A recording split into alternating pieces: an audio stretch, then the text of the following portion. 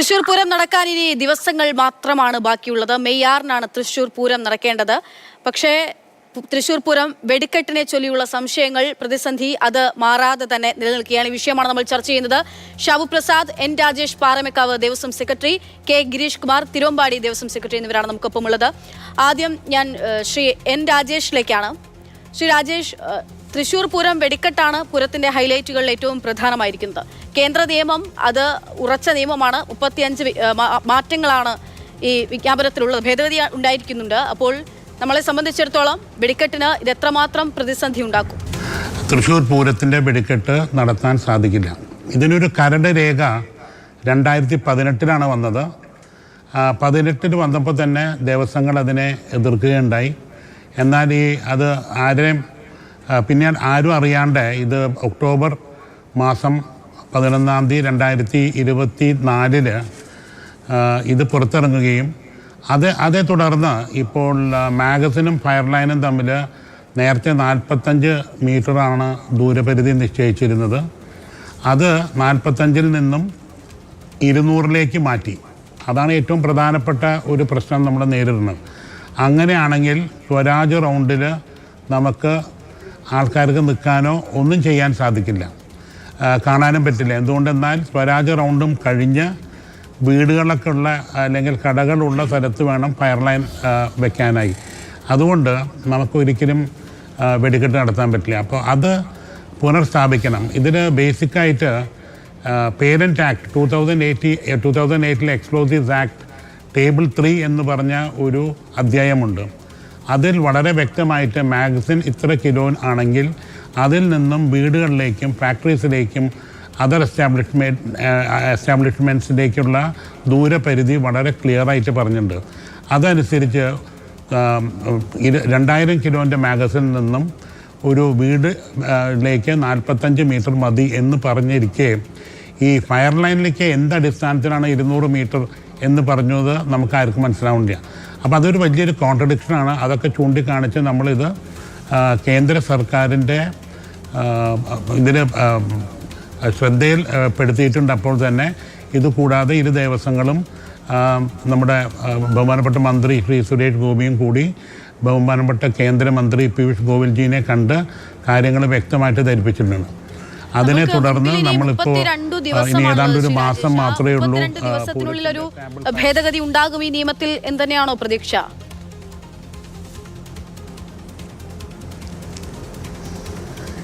കേൾക്കാൻ കേട്ടോ തീരെ. ശരി, ഞാൻ അങ്ങയിലേക്ക് മടങ്ങിയെത്താം. കെ ഗിരീഷ് കുമാർ, അങ്ങേക്ക് കേൾക്കാമോ? കേൾക്കാം. അതായത് ഞാൻ അദ്ദേഹത്തോട് ചോദിച്ച ചോദ്യം അങ്ങയോടും ചോദിക്കുകയാണ്. 32 ദിവസമാണ് മുൻപിലുള്ളത്. 32 ദിവസമാണല്ലോ. ഇന്നിപ്പോ കണ്ട അവലോകന യോഗം അതിൽ പ്രതീക്ഷയുണ്ടെന്ന് പറയുമ്പോഴും ഈ ദിവസത്തിനുള്ളിൽ, ചുരുങ്ങിയ ദിവസത്തിനുള്ളിൽ ഒരു നിയമ ഭേദഗതി പ്രതീക്ഷിക്കാമോ? അതായത് പാറമേക്കാവ് സെക്രട്ടറി രാജേഷ് ഇവിടെ വ്യക്തമായി പറഞ്ഞു. അതായത് കഴിഞ്ഞ ഒക്ടോബറിൽ ഒരു ഗസറ്റ് വിജ്ഞാപനം ഇറങ്ങി. ആ ഗസറ്റ് വിജ്ഞാപനത്തിൽ നമ്മൾ ഇതുവരെ ഉണ്ടായിരുന്ന പാരൻ്റായിട്ടുള്ള ആ ഒരു നിയമത്തിൽ മാറിക്കൊണ്ട് ഫയർ ലൈനും മാഗസീനും തമ്മിൽ 200 മീറ്റർ അകലം വേണമെന്നും കാണികളും ഫയർ ലൈനും തമ്മിൽ 100 മീറ്റർ അകലം വേണമെന്നുള്ള പുതിയ മാറ്റങ്ങൾ നമ്മൾ അതിൽ കണ്ടു. ആ മാറ്റം പ്രാദേശികമായി ചിന്തിക്കുകയാണെങ്കിൽ തൃശ്ശൂർ പൂരത്തിൻ്റെ സ്ഥലസൗകര്യം അവർ എല്ലാ സ്ഥലത്തെയും വെച്ചിട്ടുള്ള നിയമമാണ് ഉണ്ടാക്കിയിരിക്കണേ. പക്ഷേ തൃശ്ശൂർ പൂരത്തിൻ്റെ തേക്കിൻകാട് മൈതാനിയിലാണ് ഇത് നടത്തുന്നത്. അപ്പോൾ ആ സ്ഥലസൗകര്യം അവിടെ കിട്ടില്ല. അതിന് ബദലായിക്കൊണ്ട് ഞങ്ങൾ കേന്ദ്ര ഗവൺമെൻറ്റിൽ ബഹുമാനപ്പെട്ട തൃശ്ശൂർ MP-യുമായി കേന്ദ്രമന്ത്രി പീയൂഷ് ഗോയലുമായി ഒരു സ്പെഷ്യൽ കാറ്റഗറിയിൽ പെടുത്തി ഇതിനെ തൃശ്ശൂർ പൂരത്തിൻ്റെ വെടിക്കെട്ടിനെ മാറ്റിത്തരണമെന്ന് നമ്മൾ അഭ്യർത്ഥിച്ചിട്ടുണ്ട്. അതിൽ ആ അഭ്യർത്ഥന ഏത് തരത്തിലാണ് ബഹുമാനപ്പെട്ട മന്ത്രി എടുക്കുക എന്നറിയില്ല. നിയമങ്ങളാണ്, നിയമത്തിൻ്റെ വശങ്ങൾ എന്തെല്ലാം എങ്ങനെയെല്ലാം ഒരു വിജ്ഞാപനം ഇറങ്ങിക്കഴിഞ്ഞാൽ അതിൽ മാറ്റം വരുത്തുന്നത് എങ്ങനെയെല്ലാമെന്ന് എല്ലാം വ്യക്തമായിട്ട് അവർ പഠിച്ചതിന് ശേഷമേ പറയാൻ പറ്റുള്ളൂ. പക്ഷേ തൃശ്ശൂർ പൂരം ഈ 32 ദിവസം, നേരത്തെ പറഞ്ഞ പോലെ തന്നെ 32 ദിവസം കഴിഞ്ഞ് കഴിഞ്ഞാൽ കൊടിയേറ്റമാണ്. ആ കൊടിയേറ്റത്തിനുള്ളിൽ ഇതിൽ പെസോ പറഞ്ഞിരിക്കുന്ന കാര്യങ്ങൾ 5 കാര്യങ്ങൾക്കാണ് അവർ നോക്കേണ്ട കാര്യമുള്ളൂ. ഒന്ന് ഈ ഇത് പൊട്ടിക്കാൻ പോകുന്ന ഫയർ ലൈസൻസ് ഉണ്ടോ എന്ന് നോക്കുക. അതേപോലെ തന്നെ ഫയർ ഓപ്പറേറ്റർക്ക് ലൈസൻസ് ഉണ്ടോ നോക്കുക. ഫയർ അസിസ്റ്റൻറ്റിന് ലൈസൻസ് ഉണ്ടോ നോക്കുക. അതേപോലെ തന്നെ നമ്മൾ ഉപയോഗിക്കുന്ന വെടിക്കോപ്പുകൾ അത് ഓതറൈസ് ചെയ്ത കാര്യങ്ങളാണോ എന്ന് നോക്കുക. ഇത്തരത്തിലുള്ള 5 കാര്യങ്ങളാണ് അവർ നിഷ്കർഷിക്കുന്നുള്ളൂ. പെസോനെ അവരുടെ ഉദ്യോഗസ്ഥർ വന്ന് പറയുന്നത് ഞങ്ങൾക്ക് തൃശ്ശൂർ പൂരത്തിന് വരണമെന്നോ അല്ലെങ്കിൽ തൃശ്ശൂർ പൂരത്തിന് ഞങ്ങളെ ക്ഷണിക്കണമെന്നോ എന്നില്ല. തൃശ്ശൂർ പൂരത്തിൻ്റെ ലൈസൻസ് പൊട്ടിക്കാനുള്ള അനുമതിയും എല്ലാ കാര്യങ്ങളും ചെയ്തു കൊടുക്കേണ്ടത് ജില്ലാ ഭരണകൂടം എന്നാണ് അവർ വ്യക്തമായി പറഞ്ഞിട്ടുണ്ട്. അത് നമ്മുടെ മിനിറ്റ്സിൽ കഴിഞ്ഞ മീറ്റിങ്ങിൽ ബഹുമാനപ്പെട്ട ദേവസ്വം മന്ത്രിയും റവന്യൂ മന്ത്രിയും എല്ലാവരും കൂടിയിരിക്കുന്ന സമയത്ത് വളരെ വ്യക്തമായി പെസോൻ്റെ ഉദ്യോഗസ്ഥന്മാർ പറയുന്നുണ്ട്, ഇത് തൃശ്ശൂർ പൂരമായി കഴിഞ്ഞാൽ എല്ലാ നിയമങ്ങളും പാലിച്ചുകൊണ്ട് നടത്തുന്ന കേരളത്തിലെ വെടിക്കെട്ടുകൾ നടക്കുന്ന സ്ഥലങ്ങളിൽ എല്ലാ നിയമങ്ങളും പെസോൻ്റെയും അതേപോലെ തന്നെ മറ്റേതെല്ലാം റവന്യൂ ഡിപ്പാർട്ട്മെൻറ്റിൻ്റെയും പോലീസിൻ്റെയും എല്ലാ നിയമങ്ങൾ പാലിച്ചു നടക്കുന്ന ഒരേയൊരു വെടിക്കെട്ട് തൃശ്ശൂർ പൂരത്തിൻ്റെയാണ്. അതിൽ ചെറിയൊരു കാര്യം മാത്രമേ ഉള്ളൂ, സ്ഥലപരിമിതിയുടെ ഒരു കാര്യം മാത്രം. അതിലൊരു ചെറിയൊരു മാറ്റം വരുത്തി തന്നാൽ തൃശ്ശൂർ പൂരം ബഹുമാനപ്പെട്ട മുഖ്യമന്ത്രി പറഞ്ഞ പോലെ ഇക്കൊല്ലത്തെ തൃശ്ശൂർ പൂരം വളരെ ഗംഭീരമായി നടത്താൻ സാധിക്കും. അതാരാണ് ചെയ്യേണ്ടത് എന്നുള്ളതാണ്. കേന്ദ്ര ഗവൺമെൻറ് ആ നിയമത്തിൽ ഒരു ചെറിയ മാറ്റം വരുത്തി തന്നാൽ അല്ലെങ്കിൽ അതൊരു ഇളവ് അനുവദിച്ചാൽ നമ്മൾ പറയുമ്പോൾ തൃശ്ശൂർ MP ശ്രീ സുരേഷ് ഗോപിയാണ്, അദ്ദേഹം കേന്ദ്രമന്ത്രിയാണ്, അദ്ദേഹത്തിൻ്റെതാണ് പെട്രോളിയം വകുപ്പ്, അതിന് കീഴിലാണ് ഈ പെസോ വരുന്നത്. അപ്പോൾ അദ്ദേഹത്തിന്റെ ഭാഗത്ത് നിന്ന് നമുക്ക് എളുപ്പം ഈ കാര്യം സാധിച്ചെടുക്കാൻ പറ്റുന്നതാണ്. അതായത് മറ്റിടത്ത് പോയി അങ്ങനെയൊന്നും ചെയ്യേണ്ടതില്ല. അദ്ദേഹത്തിന്റെ ഭാഗത്ത് നിന്ന് ആ ഒരു ഇടപെടൽ ഉണ്ടാകുന്നില്ലേ? തീർച്ചയായിട്ടും അദ്ദേഹം ഞങ്ങളെ 2 പാറമേക്കാവ് തിരുവമ്പാടി സെക്രട്ടറിമാർ ഞങ്ങൾ അദ്ദേഹവുമായി ഡൽഹിയിൽ പോയി ബഹുമാനപ്പെട്ട പീയൂഷ് ഗോയലുമായി കണ്ട് സംസാരിച്ചു. അപ്പോഴെല്ലാം ഒരു അനുകൂലമായ തീരുമാനമാണ്. ഇപ്പോഴും ഞങ്ങൾ ശുഭാപ്തി വിശ്വാസത്തിലാണ്, എല്ലാം ഭംഗിയായി നടക്കുമെന്നുള്ള ശുഭാപ്തി വിശ്വാസത്തിലാണ്. പക്ഷെ ഉദ്യോഗസ്ഥർക്ക് നിയമം അവിടെ മുന്നിൽ നിൽക്കുമ്പോൾ അതിനെ എങ്ങനെ മറികടക്കും എന്നുള്ളതാണ് ഉദ്യോഗസ്ഥരുടെ ആശങ്ക. ഇത് തിരുവമ്പാടി പാറമേക്കാവ് ദേവസ്വങ്ങളിനേക്കാളും നമ്മുടെ ആശങ്ക നമ്മൾ നേരത്തെ അറിയിച്ചതുമാണ്. ശ്രീ ഷാബു പ്രസാദ്, ഒക്ടോബറിലാണ് ഈ നിയമം, ഈ ഭേദഗതി ഉണ്ടാക്കുന്നത്. ഇന്നിപ്പോൾ ഇതാ മാർച്ച് കഴിയാറായി, നമുക്ക് 32 ദിവസത്തിനപ്പുറത്തേക്ക് പൂരമാണ്. ആ സമയത്തേക്ക് ഈ നിയമത്തിൽ ഭേദഗതി ചെയ്യാൻ ഇനി പറ്റുമോ? എന്തായാലും ഇപ്പോൾ ഒരു കാര്യമുണ്ട്, കേന്ദ്ര ഗവൺമെന്റ് ഈ നിയമം ഉണ്ടാക്കിയ കേന്ദ്ര ഗവൺമെന്റ് വിചാരിച്ചു കഴിഞ്ഞാൽ എന്താ സാധിക്കാത്തത്? ഇപ്പോൾ ഒരു കാര്യമുണ്ട്, ഒരു നിയമം ഉണ്ടാക്കുമ്പോൾ സമഗ്രമായ ഒരു ദൃഷ്ടിയിൽ മാത്രമേ ഒരു സർക്കാരിന് ചെയ്യാൻ കഴിയുള്ളൂ. ഇപ്പോൾ ടോട്ടലി ഭാരതം മുഴുവനും എടുത്ത് അതിൻ്റെ സുരക്ഷിതത്വം എല്ലാം കണക്കിലെടുത്തുകൊണ്ട് ഒരു നിയമം ഉണ്ടാക്കാൻ പറ്റുള്ളൂ. പിന്നെ ഓരോ പ്രാദേശികമായ പ്രത്യേകതകളനുസരിച്ച് എല്ലാ സുരക്ഷാ മുൻകരുതലുകളും എടുത്തുകൊണ്ട് പൊതുജനങ്ങളുടെ സുരക്ഷ ഉറപ്പാക്കിക്കൊണ്ട് ആവശ്യമായ തരത്തിൽ ഭേദഗതികളോ അല്ലെങ്കിൽ അതിൻ്റെ ഇളവുകളോ കൊടുക്കാൻ തീർച്ചയായിട്ടും കേന്ദ്ര ഗവൺമെന്റ് വിചാരിച്ചാൽ കഴിയും. അത് ഈ 32 ദിവസവും രീതിയാണ് ഇപ്പം 2 ദേവസ്വം സെക്രട്ടറിമാരും സൂചിപ്പിച്ചിരിക്കുന്നത്. അപ്പോൾ അങ്ങ് തന്നെ പറയുന്നു കേന്ദ്രം വിചാരിച്ചാൽ നിയമം ഭേദഗതി ചെയ്യാൻ പറ്റില്ലേ എന്ന്. അപ്പോൾ എന്തുകൊണ്ടാണ് വീണ്ടും ഒരു കാലതാമസം ഉണ്ടാകുന്നതാണ്? ഇല്ല, ഇതിന്റെ കാലതാമസം തൃശ്ശൂർ പൂരത്തിന് ഇപ്പൊ 32 ദിവസമേ ഉള്ളൂ എന്ന് പറഞ്ഞു കഴിഞ്ഞാൽ 32 ദിവസം ഉണ്ട് മുമ്പിൽ ചിന്തിക്കാൻ കഴിയുമോ? അതായത് ഇപ്പൊ ഇവിടെ ഇരിക്കുന്നവർക്ക് ആർക്കെങ്കിലും എന്തെങ്കിലും പൂരം വെടിക്കെട്ട് നടക്കാതിരിക്കുന്ന അവസ്ഥയെ പറ്റി നമുക്ക് ഒരു മലയാളിക്ക്, തൃശ്ശൂർക്കാരെന്നല്ല ഒരു മലയാളിക്ക് ചിന്തിക്കാൻ പറ്റുമോ? അത് ആ വികാരം പ്രത്യേകിച്ച് തൃശ്ശൂരിൽ നിന്ന് ഒരു കേന്ദ്രമന്ത്രി അവിടെ തൃശ്ശൂരിൽ നിന്ന് ജയിപ്പിച്ചു വിട്ട ജനങ്ങളും പിന്നെ ഒരു കേന്ദ്രമന്ത്രിയൊക്കെ അവിടെ ഉള്ള സ്ഥിതിക്ക് ഇത് വളരെ ഇതൊന്നും ഇല്ലെങ്കിൽ പോലും തൃശ്ശൂർ പൂരത്തിന്റെ വെടിക്കെട്ട് എന്ന് പറഞ്ഞു കഴിഞ്ഞാൽ അത് എന്താണത്? നമുക്ക് ഈ പറഞ്ഞ പോലെ അതിനെപ്പറ്റി നോക്കുക, അത് ഔട്ട് ഓഫ് ക്വസ്റ്റ്യൻ ആണ്.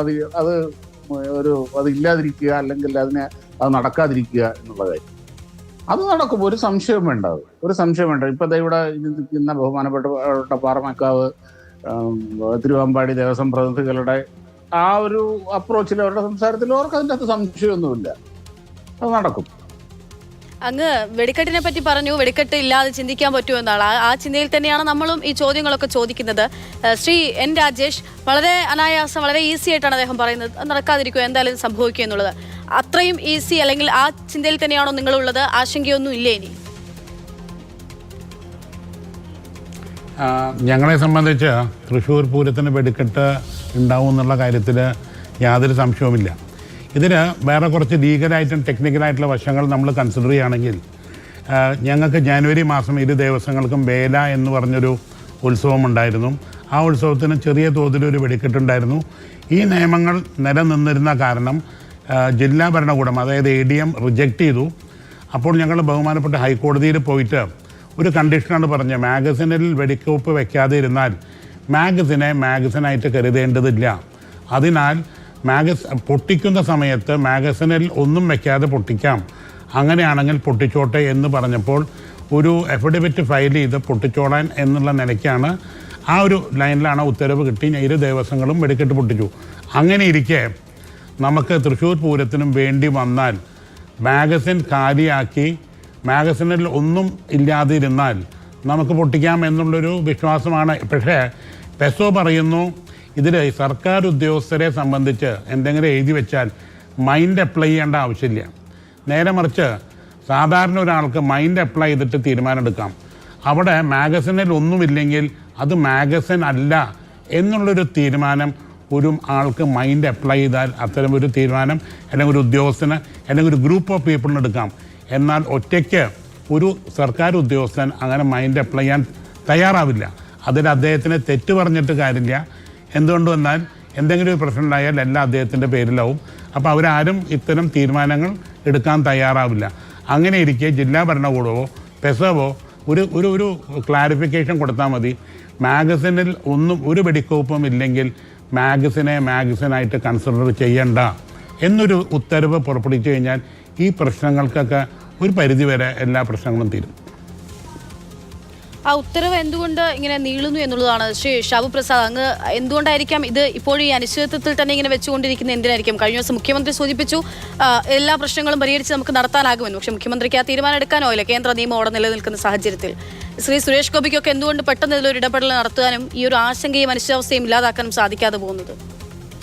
അല്ല, അത് ആശങ്ക അനിശ്ചിതത്തിന്റെ എന്ന കാര്യം അതൊക്കെ പറഞ്ഞു കഴിഞ്ഞാൽ ഈ തൽപര കക്ഷികൾ ഓരോരുത്തരുടെ ആവശ്യത്തിനനുസരിച്ച് പരത്തുന്നു എന്നുള്ളതല്ലാതെ പിന്നെ ഒരു നിയമമാണ്. അതിൻ്റെ അകത്ത് ഒരു പ്രാദേശികമായിട്ടുള്ള ഒരു എക്സംഷന് മാറ്റങ്ങളോ ഒക്കെ വരുത്തണമെന്നുണ്ടെങ്കിൽ തീർച്ചയായിട്ടും അതിൻ്റെതായ നടപടിക്രമങ്ങളൊക്കെ ഉണ്ടാകും. അതിന് പല മന്ത്രാലയങ്ങൾ, പല ഓഫീസുകളുടെ ഒഫീഷ്യലായിട്ടുള്ള ഫോർമാലിറ്റീസ് പലതും ഉണ്ടാകും. അതൊക്കെ കാര്യം എനിക്ക് അതിനെ പറ്റിയൊക്കെയുള്ള അതിൻ്റെ ഫോർമാലിറ്റീസിൻ്റെ ഡീറ്റെയിൽസ് എന്താണെന്നൊന്നും എനിക്കറിയില്ല. പക്ഷെ തീർച്ചയായിട്ടും അങ്ങനെ ചെയ്യാൻ പറ്റുള്ളൂ. പേപ്പർ വർക്കുകൾ ഒരുപാടുണ്ടാവും. കാര്യം ഇങ്ങനെ ഒരു സംഭവം വരുമ്പോൾ ഇവിടെ ഒരു എക്സംഷൻ കൊടുക്കുമ്പോൾ മറ്റു പലരും എക്സംഷൻ ചോദിച്ചു വരും. അപ്പോൾ അതെങ്ങനെയാണ് കൈകാര്യം ചെയ്യേണ്ടത്, ഇങ്ങനെയുള്ള ഒരുപാട് കാര്യങ്ങൾ അവർക്ക് ചിന്തിക്കേണ്ടതായിട്ടുണ്ടാവും. അപ്പം അതെല്ലാം കണക്കിലെടുത്തുകൊണ്ടാണ് ഇത് ചെയ്യേണ്ടത്. എന്തായാലും നമ്മുടെ മുമ്പിൽ ഇനിയുണ്ട് 1.5 മാസത്തിലധികം നമ്മുടെ മുമ്പിലുണ്ട്. അതിനെപ്പറ്റി ഒരു ആശങ്ക വേണ്ട എന്ന് തന്നെയാണ് എൻ്റെ ഒരു അഭിപ്രായം. ഞാൻ മനസ്സിലാക്കുന്നതാണ്. ശ്രീ ഗിരീഷ് കുമാർ, അതായത് ഇനി 1.5 മാസമല്ല, 1 മാസമോ 2 ദിവസവുമാണ് മുൻപിലുള്ള സമയം എന്ന് പറയുന്നത്. നമ്മൾ എപ്പോഴാണ് ശരിക്കും ഈ ഒരു പ്രശ്നമുണ്ട്, നമുക്ക് തൃശ്ശൂർ പൂരം നടത്താൻ ഈ നിയമങ്ങളിൽ നടപ്പിലാക്കാനുള്ള നമ്മുടെ അപര്യാപ്ത അല്ലെങ്കിൽ നമ്മുടെ പ്രശ്നങ്ങൾ ചൂണ്ടിക്കാണിച്ച് എപ്പോഴാണ് നമ്മൾ ശരിക്കും കേന്ദ്രത്തെ സമീപിച്ചതിന് മുൻപ് എപ്പോഴാണ് നമ്മുടെ ആശങ്ക ആദ്യഘട്ടത്തിൽ നമ്മൾ അറിയിക്കുന്നത്? ഇതിൽ മാഡം ഞങ്ങൾ കഴിഞ്ഞ മീറ്റിങ്ങിൽ ഇരിക്കുമ്പോഴോ ഞങ്ങൾക്കൊരു സത്യം മനസ്സിലാക്കാൻ സാധിച്ചു. ഈ ഡിസ്പ്ലേ ഫയർ ലൈസൻസ് എന്നുള്ളത് കേരളത്തിൽ മാത്രമാണ് നിലനിൽക്കുന്നത്. ഈ ഡിസ്പ്ലേ ഫയർ ലൈസൻസ് മറ്റ് സംസ്ഥാനങ്ങളിലൊന്നുമില്ല. മറ്റ് സംസ്ഥാനങ്ങളിലൊന്നും ഈ വക പ്രശ്നങ്ങളേ ഇല്ല. ഈ പാരമ്പര്യമായി നമ്മുടെ ഗുണ്ട്, അമിട്ട്, ഓലപ്പടകം ഇങ്ങനെയുള്ള സാധനങ്ങൾ നമ്മൾ എല്ലാ വർഷവും ഒരേ ലൈസൻസി ആയാലും എല്ലാ വർഷവും നാഗ്പൂർ പോയി അതിൻ്റെ ഓതറൈസേഷൻ നമ്മൾ വാങ്ങണം, എല്ലാ വർഷവും വാങ്ങണം. ഇതൊക്കെ ഒരു തെറ്റായ ഒരു കീഴ്വഴക്കാണ്. ഇവിടെ ചരിത്രത്തിൽ നമ്മുടെ പാരമ്പര്യമായി ചെയ്തുകൊണ്ടിരിക്കുന്ന വെടിക്കെട്ടുകളുണ്ട്. ഈ വെടിക്കെട്ടുകൾ കേരളത്തിൽ മാത്രം അതിന് ഡിസ്പ്ലേ ലൈസൻസ് വാങ്ങണം എന്ന് പറയുന്നതും ഇതിൻ്റെ വാളയാർ അപ്പുറത്ത് കിടന്നാൽ ഇതിനൊന്നും ലൈസൻസ് വേണ്ട എന്നുള്ള ഒരു കീഴ്വഴക്കം അവിടെ നിന്ന് ആരും ചോദിക്കുക പോലും ചെയ്യണില്ല. അവർക്ക് ഇഷ്ടമാണ്. ഇതൊക്കെ എന്താണ് അതിന് കാരണം? ഇതൊക്കെ ശിവകാശി എന്നുള്ള ഒരു ടീമിൻ്റെ ഒരു ലോബിയുണ്ട്. ആ ലോബിയാണ് ഇതിൻ്റെ പിന്നിലൊക്കെ. അവരുടെ അതായത് ഇവിടുത്തെ പാരമ്പര്യമായി ഉണ്ടാക്കുന്ന ഈ വെടിക്കോപ്പുകളെല്ലാം നിർത്തിക്കഴിഞ്ഞാൽ പിന്നെ വരുന്നത് മുഴുവൻ ശിവകാശിയിൽ നിന്നാണ് കേരളത്തിലേക്ക് മുഴുവൻ വരുന്നത്. ഇപ്പോൾ ഏറ്റവും അടുത്ത് ഇപ്പോൾ വിഷുവായി. ഈ വിഷു സമയത്ത് കേരളത്തിലേക്ക് വരുന്ന ഈ വെടിക്കെട്ട് ഉപകരണങ്ങളുടെ അല്ലെങ്കിൽ വെടിക്കെട്ട് സാധനങ്ങളുടെ ലിസ്റ്റ് എടുത്തു കഴിഞ്ഞാൽ കോടിക്കണക്കിന് രൂപയുടെ സാധനങ്ങളാണ് വന്നുകൊണ്ടിരിക്കുന്നത്. അപ്പോൾ നമ്മുടെ പാരമ്പര്യമായിട്ടുള്ള ഈ വെടിക്കെട്ടുകളും കൂടി നിർത്തിക്കഴിഞ്ഞാൽ അവരുടെ ഒരു ബിസിനസ് മേഖലയായി മാറ്റാൻ സാധിക്കും. ഇത് തൃശ്ശൂർ പൂരത്തിനും അങ്ങനെ നെന്മാറ വേല, വടക്കാഞ്ചേരി ഉത്സവം, ഇതൊക്കെയാണ് കുറച്ച് ഈ പാരമ്പര്യമായി ചെയ്യുന്ന ഉത്സവങ്ങൾ. ഇതൊക്കെ നിന്ന് കഴിഞ്ഞാൽ അതിൻ്റേതുകൂടി വർധനവ് ഇവർക്ക് ഉണ്ടാക്കാൻ സാധിക്കും. ഇത് തെറ്റായൊരു ധാരണയാണ്, തെറ്റായൊരു കീഴ്വഴക്കമാണ്. ഇതിൽ നിന്നും മാറ്റം വരുത്തണം. ഇത് നമ്മുടെ ഗവൺമെൻറ്റാണ് തീരുമാനിക്കേണ്ടത്. പെസോ ഇവിടെ വ്യക്തമായി പറയുന്നുണ്ട്, അതായത് ജില്ലാ ഭരണകൂടം ഇതിന് നേതൃത്വം കൊടുത്തു കഴിഞ്ഞാൽ ജില്ലാ ഭരണകൂടമാണ്. നിങ്ങൾ സൂചിപ്പിച്ചിരുന്നോ? എല്ലാം സൂചിപ്പിച്ചിരുന്നു. മുഖ്യമന്ത്രി ഇതിൽ ശുഭാപ്തി വിശ്വാസത്തിലാണ്. ഞങ്ങളെല്ലാവരും അതെ. ഇതിൽ ഞങ്ങളുടെ കൂടെ റവന്യൂ മിനിസ്റ്റർ ഉണ്ടായിരുന്നു, പിന്നെ ബിന്ദു മിനിസ്റ്റർ ഉണ്ടായിരുന്നു, അതേപോലെ ദേവസ്വം മിനിസ്റ്റർ ഉണ്ടായിരുന്നു, എല്ലാവരും ഉണ്ടായിരുന്നു. പക്ഷേ ഈ ഒരു നിയമം അവിടെ നിൽക്കുമ്പോൾ ഉദ്യോഗസ്ഥർ എന്ത് ചെയ്യുമെന്നുള്ള ഒരാശങ്ക മാത്രമാണ്. ആ ഉദ്യോഗസ്ഥർക്ക് നമ്മളെല്ലാവരും കൂടിയിട്ട്, കേരളത്തിലെ എല്ലാ ജനങ്ങളും എല്ലാ ആൾക്കാരും കൂടിയിട്ട് ഒറ്റക്കെട്ടായി ഞങ്ങൾ നിങ്ങളുടെ കൂടെയുണ്ട്, അപകടം വരുത്താത്ത വിധത്തിൽ എല്ലാം ചെക്ക് ചെയ്ത് എല്ലാം അതിൻ്റേതായ എല്ലാ നിബന്ധനകളും പാലിച്ചുകൊണ്ട്, ചെറിയ നിബന്ധനകൾ നമുക്ക് അവിടെ നിന്ന് മാറ്റി നിർത്തേണ്ടി വരും, ആ കാര്യങ്ങൾ മാറ്റി നിർത്തിക്കൊണ്ട് നമുക്ക് ഈ തൃശ്ശൂർ പൂരം വളരെ ഭംഗിയായി നടത്താൻ സാധിക്കും. അതിന് തിരുവമ്പാടി പാറമേക്കാവിൻ്റെ സൈഡിൽ നിന്നും എന്തെല്ലാം വേണോ അതെല്ലാം ഒപ്പം നിൽക്കാമെന്ന് ഞങ്ങൾ എന്താ പറയുക ബ്ലാങ്ക് ചെക്ക് എഴുതി കൊടുത്തിട്ടുള്ളതാണ്. അതിനൊരു തടസ്സമില്ല. ഉദ്യോഗസ്ഥന്മാർ പറയുന്ന ഏത് കാര്യത്തിനും ഞങ്ങൾ ഒപ്പം നിൽക്കാമെന്ന് പറഞ്ഞിട്ടുള്ളതാണ്. അത് മന്ത്രിയുടെ അടുത്തും പറഞ്ഞിട്ടുണ്ട്, മുഖ്യമന്ത്രിയുടെ അടുത്തും പറഞ്ഞിട്ടുണ്ട്, എല്ലാ കാര്യത്തിലും ഞങ്ങൾ ഒപ്പമുണ്ട് എന്ന് പറഞ്ഞിട്ടുണ്ട്. പക്ഷേ ഈ നിയമത്തിനെ എങ്ങനെ കൈകാര്യം ചെയ്യുന്നുള്ളത് അത് ബഹുമാനപ്പെട്ട നമ്മുടെ ഇവിടുത്തെ ജില്ലാ ഭരണകൂടവും അതേപോലെ തന്നെ കേന്ദ്ര ഭരണകൂടവും കേരള ഭരണകൂടവുമാണ്. അതൊക്കെ വിചാരിച്ചാൽ പെട്ടെന്ന് നടക്കാവുന്നുള്ള കാര്യമുള്ളൂ. അതിനെ വലിയ പർവ്വതീകരിച്ചിട്ട് അതായത് ഈ ജില്ലാ ഭരണകൂടവും കേരള ഭരണകൂടവും ഒക്കെ തീരുമാനമെടുക്കണം എന്ന് പറയുമ്പോൾ കേന്ദ്രത്തിന്റെ നിയമം ഇവിടെ നിലനിൽക്കുകയാണല്ലോ. ആ നിയമത്തിനപ്പുറത്തേക്ക് എങ്ങനെ നമുക്ക് ചെയ്യാൻ സാധിക്കും?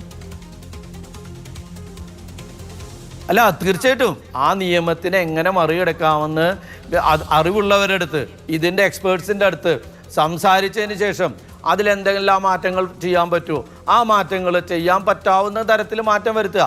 ഇവിടെ രാജേഷ് വ്യക്തമായി ഇവിടെ പറഞ്ഞു, അതായത് ഞങ്ങൾക്ക് ഉത്തരവ് കിട്ടിയ കാര്യം, കഴിഞ്ഞ വേലയ്ക്ക് ഞങ്ങൾക്ക് ഉത്തരവ് കിട്ടിയത് എങ്ങനെയാണ്, ഞങ്ങളുടെ മാഗസിൻ എംപ്റ്റി ആക്കുക. അപ്പോൾ അത് മൈൻഡ് ഓപ്പറേറ്റ് ചെയ്ത് കഴിഞ്ഞാൽ അതിന് വേറെ തരത്തിൽ അതിനെ വ്യാഖ്യാനിച്ചാൽ എംപ്റ്റി ആയിട്ടുള്ളൊരു സ്ഥലത്ത് എന്തിനാണ് മാഗസീൻ എന്ന് പറയുന്നത്? അപ്പോൾ അവിടുന്ന് എന്തിനാണ് 200 മീറ്ററിൻ്റെ ആവശ്യം? ഇല്ല. അപ്പോൾ അതിനെ നമ്മൾ ഏത് തരത്തിലാണോ കാണുന്നത്, മാഗസീൻ ഒന്നുമില്ലാത്ത ഒരു വീട് അല്ലെങ്കിൽ ഒരു ഷെഡ്, ആ ഷെഡിനെ മാഗസീൻ എന്ന് പറയണോ, അല്ലെങ്കിൽ അവിടെ ലോഡ് ചെയ്തിരിക്കുന്നത് ആണെങ്കിൽ ശരിയാണ്. നമ്മൾ വ്യക്തമായി കോടതിയിൽ പറഞ്ഞിട്ടുണ്ട്, അവിടെ ഒരു വെടിക്കോപ്പുകളും ഉണ്ടാവില്ല, എല്ലാം ഞങ്ങൾ ഫയർ ലൈനിൽ വെച്ചിട്ടുണ്ട്. ആ ഫയർ ലൈനിൽ അപ്പോൾ എംപ്റ്റി ആയിരിക്കുന്നതിന് എങ്ങനെയാണ് മാഗസീൻ എന്ന് പറയുക? ആ മാഗസീനെ വേറെ തരത്തിലേക്ക് എടുത്തു കഴിഞ്ഞാൽ ഈ 200 മീറ്റർ എന്നുള്ള പ്രശ്നം തീർന്നു. ഇത് ഞങ്ങൾ വ്യക്തമായി പറഞ്ഞിട്ടുണ്ട്, വളരെ വ്യക്തമായി പറഞ്ഞിട്ടുണ്ട്. എന്തായാലും തൃശ്ശൂർ പൂരത്തെ സംബന്ധിച്ചിടത്തോളം പൂരത്തിന്റെ ചാരുത എന്ന് പറയുന്നത് തന്നെ അതിന്റെ വെടിക്കെട്ടാണ്. അത് ഏറ്റവും ഭംഗിയായി തന്നെ നടത്തേണ്ടതുണ്ട്.